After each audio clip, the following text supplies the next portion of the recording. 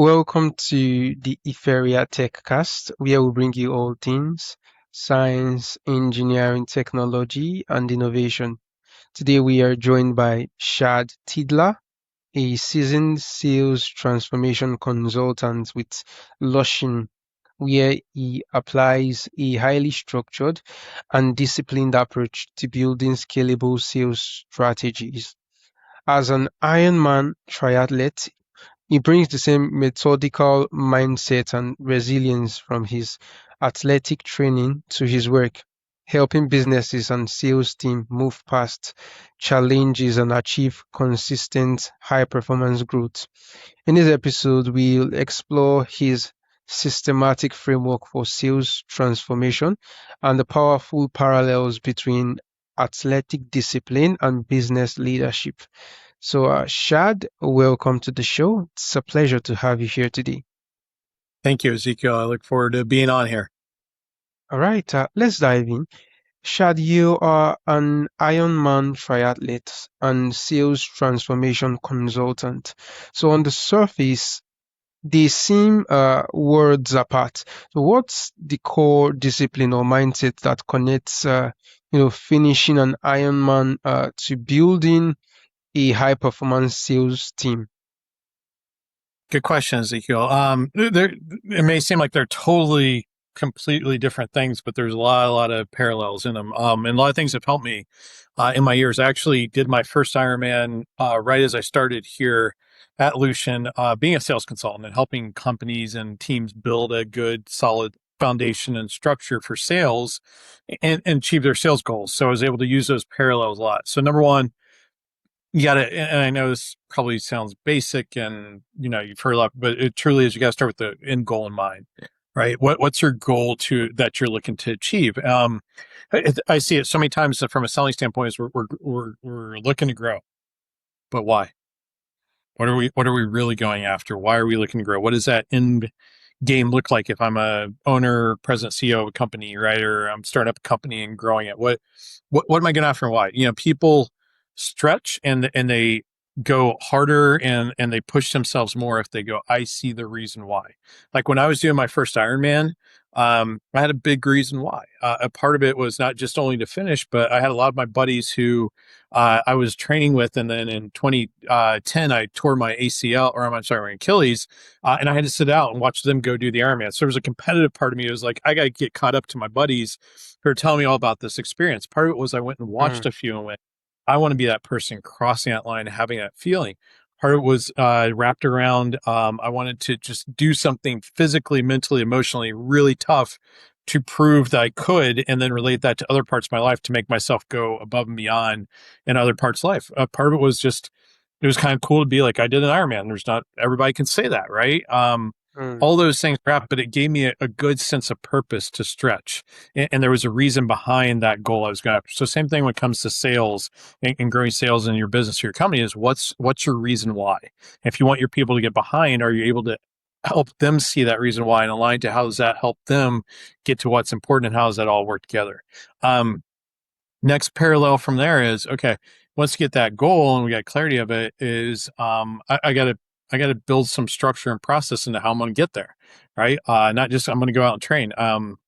Ezekiel, being part of the Ironman community, we always said like doing shorter races, like they call them sprints, right? Very like short triathlons, and then Olympic distance, which is literally what you see in the Olympics in that distance. Like if you're a pretty good athlete and you're pretty athletic and you've done some events in the past, you can probably make your way through this race. May not be your best day, but you're going to finish.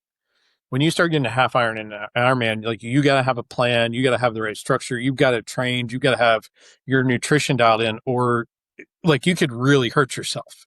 We said, you can't fool around when you start getting up into those distance of races. So if I got this goal, I got to have a good structure and plan and be able to break it down to a daily basis and go, what do my workouts look like this week? How am I going to do that? What equipment and tools do I need? What sort of nutrition do I need? How do I dial that in? And I'm using it on a regular basis and figuring out what works for me, what doesn't. How do I stay discipline to the plan, and but get feedback and adjust along the way, right? How do I compensate for weather and unknown factors? All those things, but I've got to have a plan to execute and be tracking the right things to make progress go. Am I on track to my ideal, my race date, or do I need to adjust?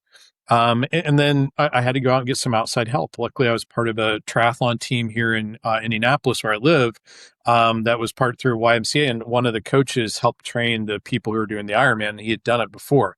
But I had to go out there and get that. I had to get a nutritionist to help me dial in my nutrition for training and for race day, and how am I going to compensate for these things. I had a local health place where I went and got my body tested and looked for markers of, what my body is like. Okay, where do I need to get my body fat down to, and my weight, and how do I adjust those things? Where am I at? Where do I need to get to be ready for race day? So, so I had to have the right tools and the right, people supporting, and I have to add checkpoints along the way, working that. And then the other part of that, all that together, is, yeah, you're working on behaviors, right? Which is actions and your goals and your plan. You're working on a technique, right? Your workouts and adjustment. But the big thing, and this has been a huge help in sales, is I had to work on my mindset, right? When I first signed up Ezekiel for it, even though I've been training and done half Ironmans, I went, can I really do this thing? Like, this is Ironman. Like, this is like no joke. Can I do this? Like, there's a little doubt in my mind. And even as I'm going through training, it's like, okay, you have a rough, training stretch, you get a little injured, right? You got to have a strong mindset. And even I remember on race day, I did it in Louisville, and it was really hot. It was in August. I remember outside temperature was like 90, but I think they said with the heat index was like 102. And I remember coming in between the bike and the run, and you go into a tent and you change your clothes fully, Hmm. and you get water and stuff, and then you get ready to go out and run. I remember sitting there on chairs. I was changing. I'm seeing them bring people in from the bike. Like, volunteers are carrying people in who would like exhaust themselves on the bike, and it's 102, 4 o'clock in the afternoon, in the middle of the sun, and your mind starts going, "Are you ready to get up and go run 26 miles now in this heat?" Right, running on asphalt right through the middle of the city, and your brain starts to doubt. But you have to have a strong enough mindset to go, "Nope, let me just focus on getting to the first aid station at the end of mile one. I'll get there, I'll grab something to drink, grab, maybe something to eat, then I'll get to the next one," right? You got to break it down and go, I can't look at the whole big thing, so it's overwhelming. How do I take in those 1 mile bites and just focus on that to build momentum? So a lot of those same things and principles apply to selling, right? Do I have a good goal? Do I have structure? Do I have the tools? Do I have people helping me get better and improve? Am I checking the right things? What's my mindset throughout?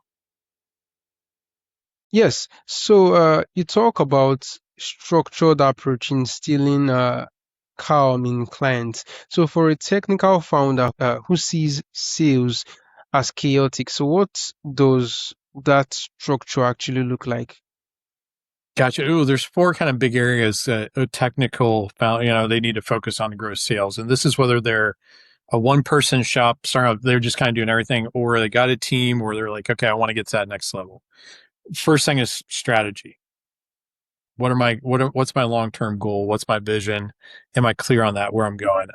Do I have clarity of what are the checkpoints along the way? So what's my, 1 year, 3 year, 5 year, 10 year goal, my long term that I'm going after? Is that clear? Is that, if you think of things like SMART goals, right? Specific, measurable, attainable, realistic, track, it's time based. What's my strategies from going after new business? How much do I need to go after? What tools? What, like what resources do I need to put in place to get there? And what are my checkpoints? How much, when it comes to going after growing existing accounts, what does my ideal client look like? And how do I make sure not only am I clear on that, but my people are clear and aligned on it. That's the first part of that structure, is I got to have those pieces in place and clear, so I really know what I'm going after, and I can communicate it down. And Ezekiel, one of the big problems I see with a lot of leaders and people, companies, technical, other industries, is that they got up in their head where they want to go, but they have a hard time getting it out to their people and clarifying their people being aligned with it. They just go, I assume they know where I want to go, or what I mean, or what my ideal client or our ideal client should look like and why. And it's like, no, they don't. They're not you. Can't read your mind. Right. So that's first, that's strategy, structure. What's my sales process? Do I understand from start of trying to get in front of folks all the way to getting a yes or a no to do business? Growing counts. What steps do I need to go through? What am I going through? Where are the problems? Why are those problems occur? What do I need to change? So I have a repeatable, structured process that produces the best results, right? Do I have a CRM or a customer relationship management tool I'm using that supports the sales process so I can become more predictable and know at each part of this process, do I have the right things in place? Are we doing enough getting in front of new prospects that are ideal? Are we getting enough of those to convert into meetings and opportunities? Enough of those convert to close one deals? Enough of those current clients, we're retaining them and keeping around and finding other ways to help them and growing with them, right? You gotta have the tools in place. Do I even know what that looks like on a day-to-day basis to be able to get in front of those folks? Am I tracking the right metrics and KPIs to be on track and doing it in a timely fashion? Do I have a good process for going out and recruiting and hiring salespeople if I really want to grow? A lot of founders, they try to hold on to sales and be the ones to do it because they're like, I've done it well. I know it inside out. You're not going to grow if you do that. Your business only grows as fast as the leader does. And if that leader's getting in the way and going, everything stops with me, that business will only grow as fast as it gets to that choke point. Third piece in that structure is I got to understand what skills and strengths are there, what's missing. As a leader, do I have the right skills and strengths to lead my people, to coach them, to hold them accountable, to mentor them, motivate them, to put strategies in place and to get people behind them? If I have sales managers and salespeople, what skills and strengths are there? What's missing? That's going to help them to grow and to be the best and for us to reach our goals. And finally, I got to have the right training and pieces in place to have my people be able to execute all those things, follow our process so we can reach our goals and get there. So that's what those four big areas: strategy, structure, staff, and skills. That's what a good structure for growing sales looks like. And a lot of times got to start with going, okay, what's there? What's missing? What do we need to put in place and prioritize on in order to be able to get to those big end goals I have? Shad, you help companies structure their business for international growth. What's a common structural flaw you see in early stage tech companies that actually limits their sales scalability from the beginning? Biggest flaw I see is Ezekiel like they come out with a good product or a great service, right? Yeah, And they've got it, and friends, family, people in their network love it right away, right? And they yeah. have that take, or they focus so much on I'm going to go out and get some seed money and have some growth money, but they don't have those four areas I talk about in place and really flesh down a plan. So at some point, their network, the people around them, they're only going to buy so much, right? Or they're only going to be able to do so much what they got, and they've got to go out and be able to effectively sell and be intentional in order to grow their company to where they need to get it. So a lot of times I see is they take off fast, but there's at some point they're going to hit a ceiling because they're missing some of those pieces in the four areas. And a lot of times they don't know what they don't know.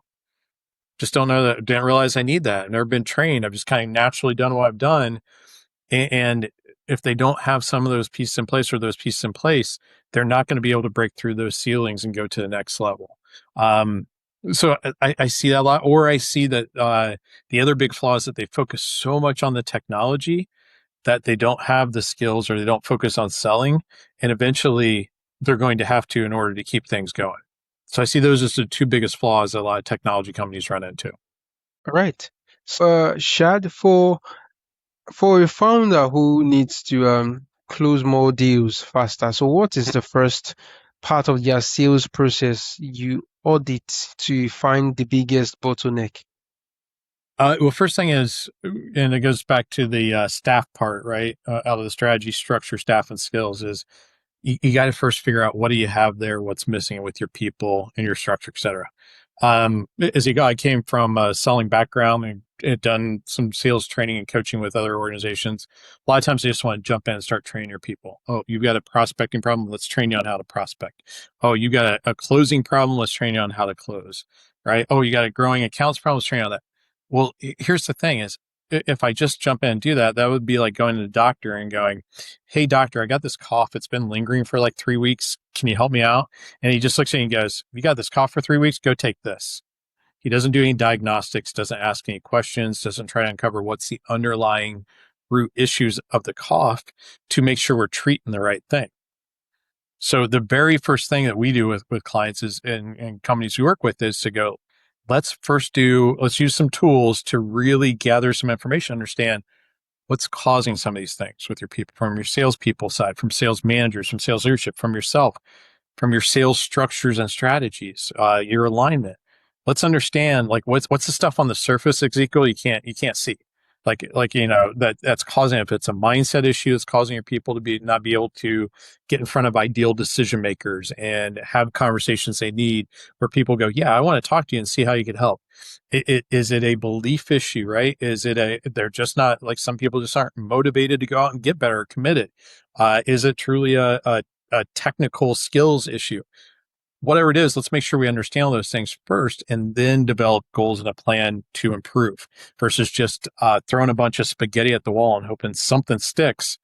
Let's make sure we've got a really good plan there and really understand what's there to best do it. Like, it would be like if you're talking to a technical owner, like a technical owner wouldn't go in and hopefully, if they're good, if someone's like, hey, here's a piece of technology, we need to fix this problem, they would probably do a lot of analysis and, make sure they're working on the right thing to build the plan out, to build the technology that supports it.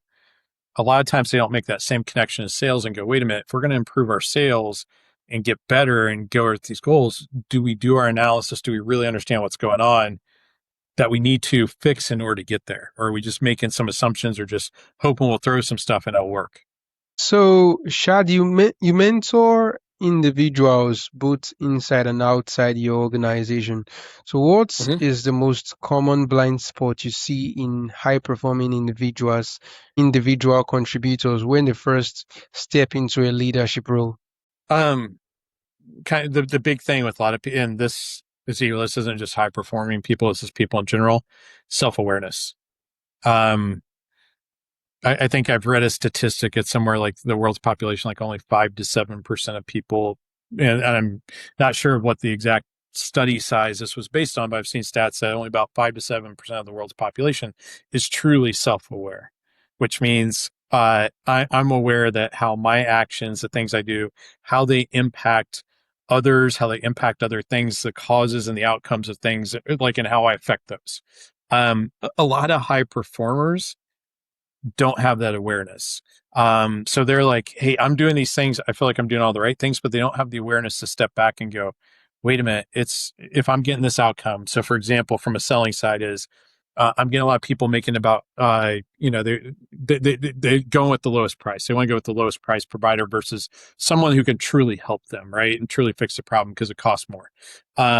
If that's the problem, they have a hard time stepping back and going, wait a minute, the reason why that prospective customer is making about that is because I did or did not do this earlier that caused that outcome.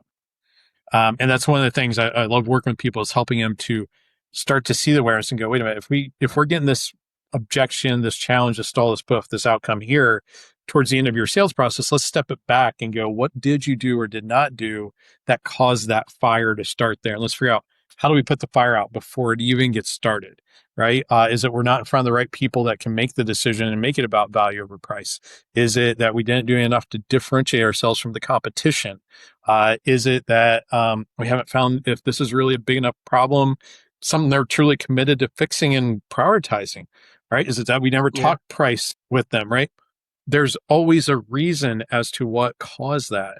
But, it's helping them have the self-awareness. And then going back to the evaluation tools I was speaking about with company owners, is helping them also see stuff under surface. It's like, hey, some of that's, maybe I'm missing a skill or a tool set, or I'm not using what I need to get ahead of that in my sales process. But also maybe it's a belief that, gosh, I shouldn't have that conversation.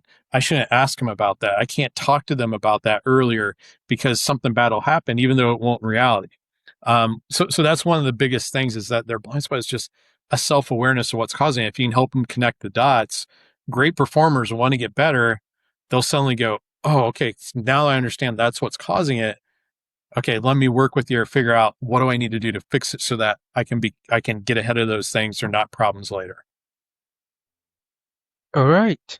So, Shad, for the engineers and developers in our audience, so what's one lesson from the world of high stakes sales about communication and influence that they could actually, apply to their work, even if they never make a sale? Sure. Here's the thing, Ezekiel, about sales. Sales is all about understanding human. behavior, and being able to diffuse conflict. Mm, What does that sound like to you? That sounds like, to me, it sounds like that's day to day life, right? Like I'm sure I go home, my wife does the same. Why is he acting this way? And how do I make sure we don't get in a fight about something stupid, right? mm, That's just human life, right? yeah. Decoding human behavior, diffusing conflict. Well, whether you're an engineer, technically, right, a project manager, if you're dealing with people, internal or external, you got to figure out human behavior and diffuse conflict so you get stuff done or things that you need to get done or get to places where, goals you need to. So one of the biggest skills is to understand different personality types and what is it that makes them react in the way they do or the way they communicate. If someone's a technical type, they're generally very detail oriented. It's about facts and figures versus emotion and intuition and gut feel. There's a process of how they operate and think through things, right? They like being right and making sure things are exact. Well, they're going to have a conflict with somebody who goes, I don't care about all the details, right? Like, let's just get Mm. to the big picture, right? Or someone who goes, well, I kind of go off my gut feel and intuition versus all the facts and figures.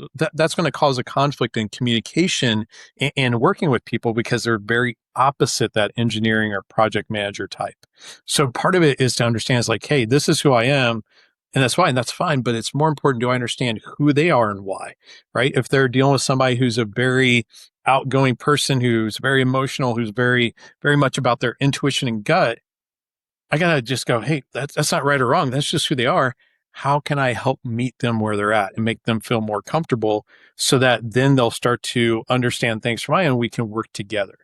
So I think that first thing of understanding personality types, being able to align, it does not matter what yours is, it matters what theirs is, especially if you're wanting them to help you along and being able to align with them and work with different personality types. And I've helped a lot of people who, within companies, not just salespeople and leaders, but other groups like engineers and techs and service techs, et cetera. And that's one of the biggest lessons is just how do I read somebody else's personality and adjust to it and understanding like it's not about them adjusting to yours.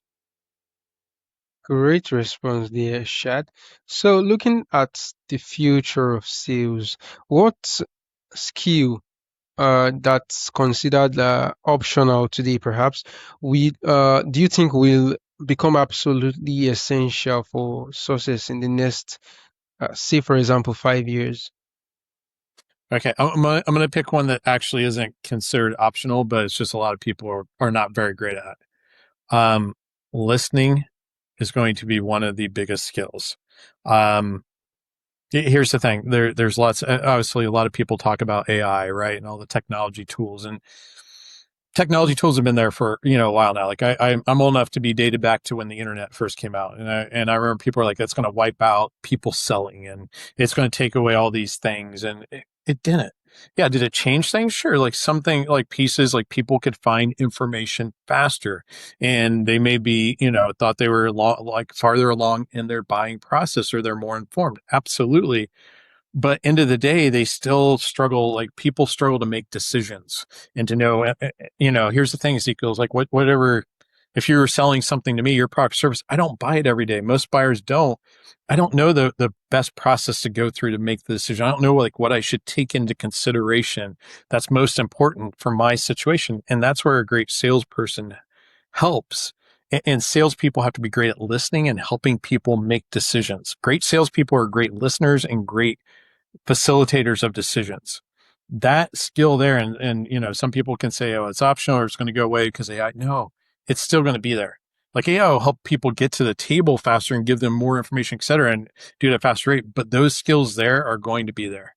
And those are more important than ever, especially through all the noise that buyers have out there and all the things coming at them. For a great salesperson to be able to ask really good, really strong questions, really understand their situation, and then help guide them in making a decision that's best for their situation, whether it's with that salesperson or not. All right. So, Shad, in your work, systematically applying the discipline of an endurance athlete to the art and science of sales transformation, I'd like to know, what does the word innovation truly mean to you?